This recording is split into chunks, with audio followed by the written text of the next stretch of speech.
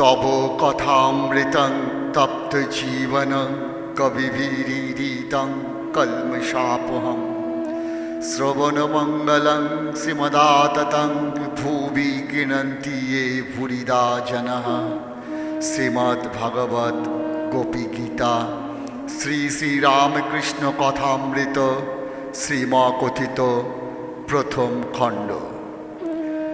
দক্ষিণেশ্বর মন্দিরে মাস্টার, রাখাল, লাটু, বলরাম, অধর, শিবপুর ভক্তগণ প্রভৃতি সঙ্গে প্রথম পরিচ্ছেদ। শিবপুর ভক্ত সঙ্গে যোগতত্ত্ব কথা, কুণ্ডলিনী ও শতচক্রবেদ। ঠাকুর শ্রী রামকৃষ্ণ দক্ষিণেশ্বর মন্দিরে মধ্যাহ্ন সেবার পর ভক্ত সঙ্গে বসিয়া আছেন। বেলা 2টা হইবে। শিবপুর হইতে বাউলের দল ও ভবানীপুর হইতে ভক্তেরা আসিয়াছেন। শ্রীযুক্ত রাখাল, লাটু, হরিশ আজকাল সর্বদাই থাকেন। ঘরে বলরাম মাস্টারও আছেন। আজ রবিবার 3রা আগস্ট 1884 খ্রিস্টাব্দ, বিশেষ শ্রাবণ শুক্লা দ্বাদশী, ঝুলন যাত্রার দ্বিতীয় দিন। গতকল্য ঠাকুর সুরেন্দ্রের বাড়িতে গিয়াছিলেন, যেখানে শশধর প্রভৃতি ভক্তেরা তাহাকে দর্শন করিয়াছিলেন। ঠাকুর শিবপুরের ভক্তদের সম্বোধন করিয়া কথা কহিতেছেন। শ্রীরামকৃষ্ণ ভক্তদের প্রতি: কামিনী কাঞ্চনে মন থাকলে যোগ হয় না। সাধারণ জীবের মন লিঙ্গ, গুহ্য ও নাভিতে। সাধ্য সাধনার পর কুলকুণ্ডলিনী জাগ্রত হন। ইরা, পিঙ্গলা আর সুষুম্না নারী। সুষুম্নার মধ্যে 6টি পদ্ম আছে। সর্বনিম্নে মূলাধার, তারপর স্বধিষ্ঠান, মণিপুর, অনাহত, বিশুদ্ধ ও আজ্ঞা। এইগুলিকে শতচক্র বলে। কুলকুণ্ডলিনী জাগ্রতা হলে মূলাধার, স্বধিষ্ঠান, মণিপুর এইসব পদ্ম ক্রমে পার হয়ে হৃদয়ের মধ্যে অনাহত পদ্ম সেইখানে এসে অবস্থান করে। তখন লিঙ্গ, গুহ্য, নাভি থেকে মন সরে গিয়ে চৈতন্য হয় আর জ্যোতি দর্শন হয়। সাধক অবাক হয়ে জ্যোতি দেখে আর বলে, এ কি, এ কি? শতচক্র ভেদ হলে কুণ্ডলিনী সহস্রার পদ্মে গিয়ে মিলিত হন। কুণ্ডলিনী সেখানে গেলে সমাধি হয়। বেদ মতে এসব চক্রকে ভূমি বলে। সপ্তভূমি, হৃদয় 4র্থ ভূমি, অনাহত পদ্ম 12 দল, বিশুদ্ধ চক্র 5ম ভূমি। এখানে মন উঠলে কেবল ঈশ্বর কথা বলতে আর শুনতে প্রাণ ব্যাকুল হয়। এ চক্রের স্থান কণ্ঠ। 16 দল পদ্ম। যার এই চক্রে মন এসেছে, তার সামনে বিষয় কথা, কামিনী কাঞ্চনের কথা হলে ভারী কষ্ট হয়। ওরূপ কথা শুনলে সে সেখান থেকে উঠে যায়। তারপর 6ষ্ঠ ভূমি, আজ্ঞাচক্র, দ্বিদল পদ্ম। এখানে কুলকুণ্ডলিনী এলে ঈশ্বরের রূপ দর্শন হয়, কিন্তু একটু আড়াল থাকে। যেমন লণ্ঠনের ভিতর আলো, মনে হয় আলো ছুঁলাম, কিন্তু কাঁচ ব্যবধান হয়ে আছে বলে ছোঁয়া যায় না। তারপর সপ্তভূমি, সহস্রার পদ্ম, সেখানে কুণ্ডলিনী গেলে সমাধি হয়। সহস্রারে সচ্চিদানন্দ শিব আছেন, তিনি শক্তির সহিত মিলিত হন। শিব শক্তির মিলন। সহস্রারে মন এসে সমাধিস্থ হয়ে আর বাহ্য থাকে না। সে আর দেহ রক্ষা করতে পারে না। মুখে দুধ দিলে দুধ গড়িয়ে যায়।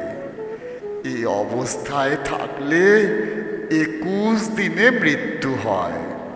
কালাপানিতে গেলে জাহাজ আর ফেরে না।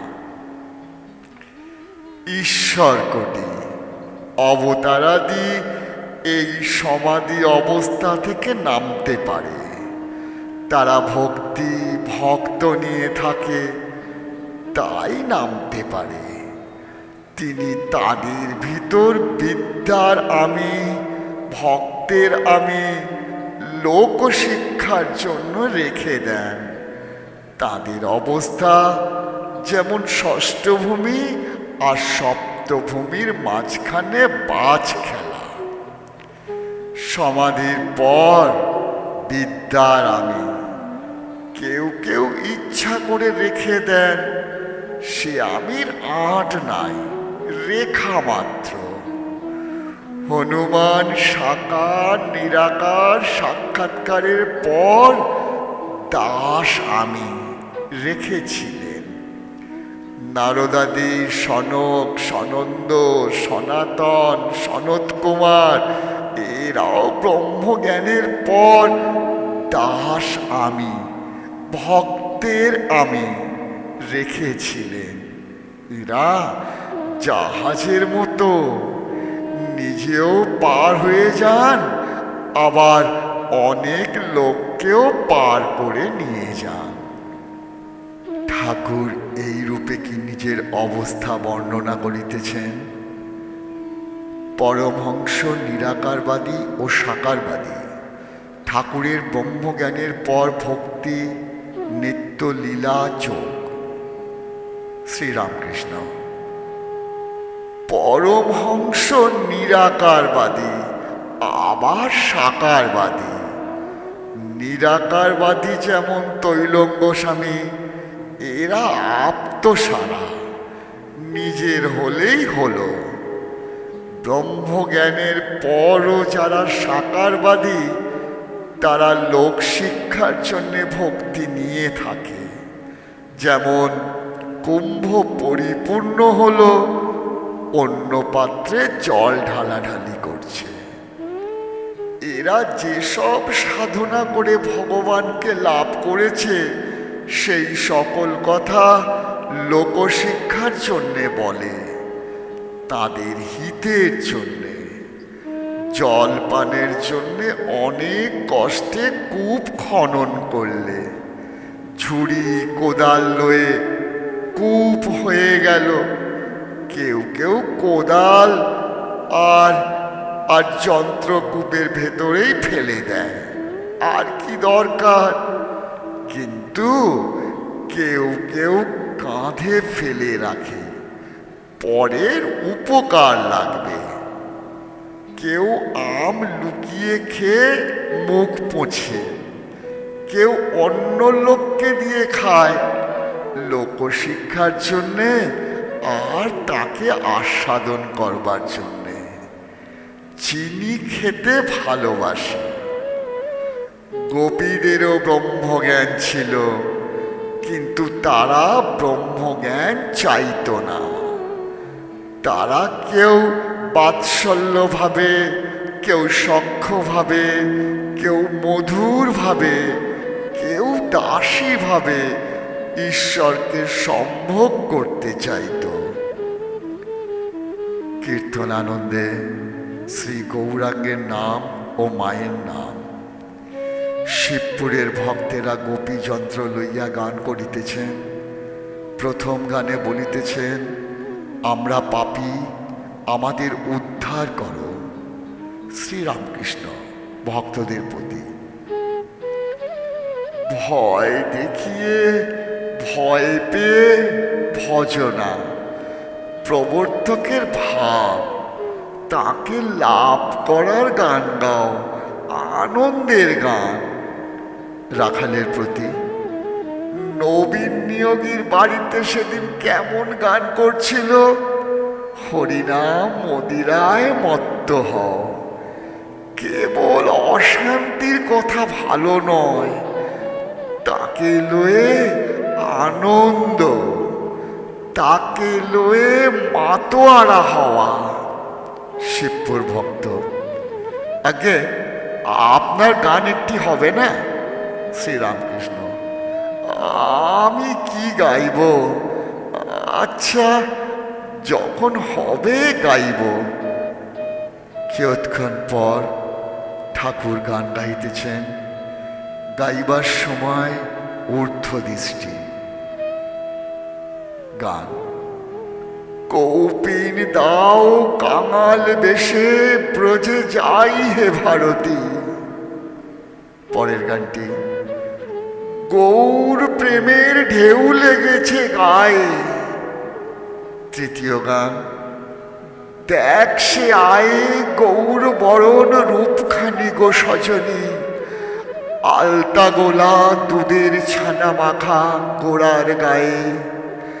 দেখে ভাবের উদয় হয়, কারিগর ভাঙর মিস্ত্রি বিষব ভানু নন্দিনী। আবার গান গাইছেন। ডুব ডুব ডুব ডুব সাগরে আমার মন। গৌরাঙ্গের নামের পর ঠাকুর মার নাম করিতেছেন। শ্যামাধন কি সবাই পায়, অবোধ মন বোঝে না একই দায়। পরের গান। মজল আমার মন ভ্রমরা শ্যামাপদ নীল কমলে। আবার গাইছেন। শ্যামা মা কি কল করেছে, কালী মা কি কল করেছে। 14 পোয়া কলের ভিতরি কত রঙ্গ দেখাতেছে। আপনি থাকি কলের ভিতরি, কল ঘোড়ায় ধরে কলডুরি। কল বলে আপনি ঘুরি, জানি না কে ঘুরাতেছে। যে কলে জেনেছে তারে, কল হতে হবে না তারে। কোনো কলের ভক্তি ডোরে আপনি শ্যামা বাঁধা আছে।